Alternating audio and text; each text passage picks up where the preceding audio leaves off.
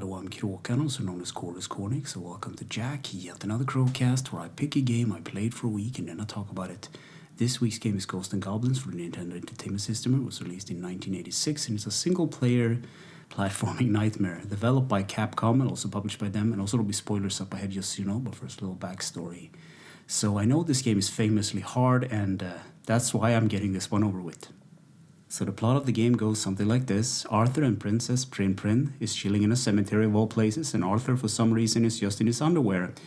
And Prin-Prin gets kidnapped by Satan, and I'm not joking about that, and of course Arthur jumps into his armor and he's off. So when you start up the game, you get the Ghost and Goblin logo, and then you can select from 1 or 2 players, and if you wait a bit you get a small demo. So you jump with the A button and you use your weapon with the B button, and at the top of the screen you have score and 1-ups. And someplace else on the screen you have a timer. I forgot to write exactly what that was on my paper, but there are other weapons as well that Arthur can use, such as a torch, a knife, an axe, a lance, or a shield.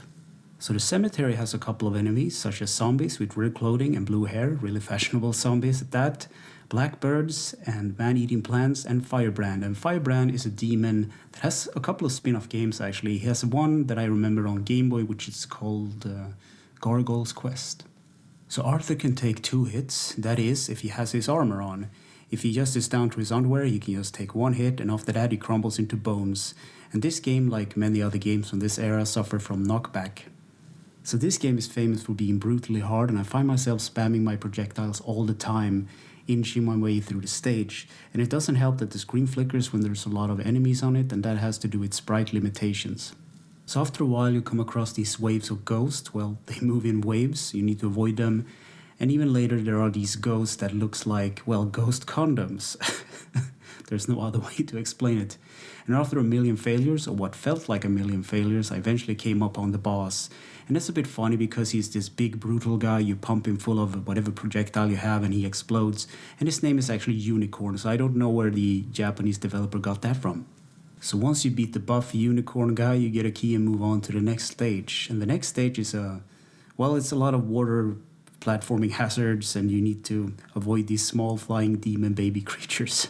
So later in the same stage you come across a town with tough enemies, and you need to climb ladders while dealing with these guys. And the enemy placement is just flat out terrible. And if you get a game over, like I did, you can just go to the title screen and press continue in order to continue where you left off. But this game demands a lot of patience, and it's flat out unfair. And this is also a bit funny because it happened to me. If you take the wrong way across the ladders, you will actually spawn the torch on top of a ladder, so you're forced to pick it up. And the torch is not actually a very good weapon because it goes in an arc.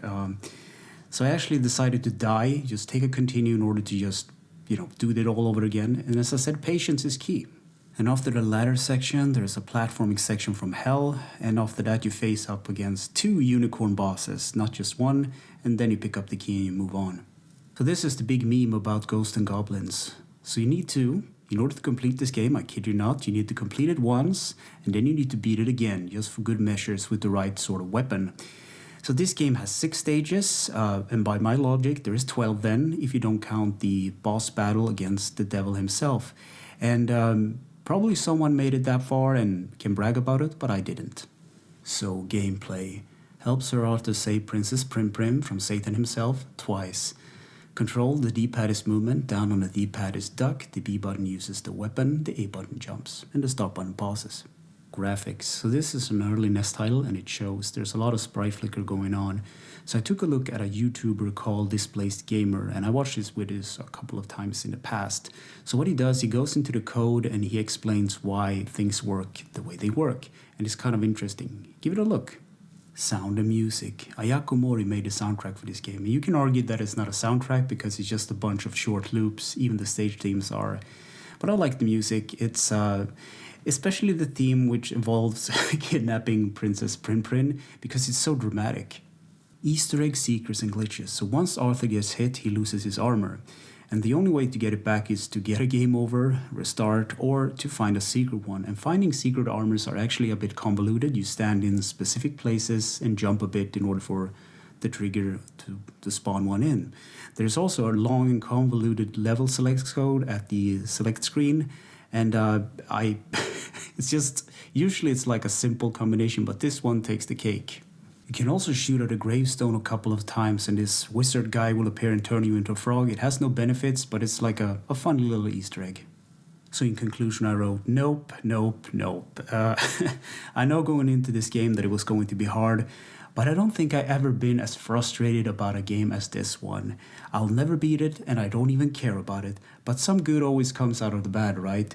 So I watched a speedrun done by Arcus. He beat the game on the first loop, not completing it twice but once, during the time lapse of 10 minutes and 15 seconds. So this game is all about patience and patterns and recognitions, and I don't have the time or patience to do that. And now I played it, so I don't have to go back to it, right? And that's good. That's a good thing, right? So anyway, thank you for listening and for watching, and take care.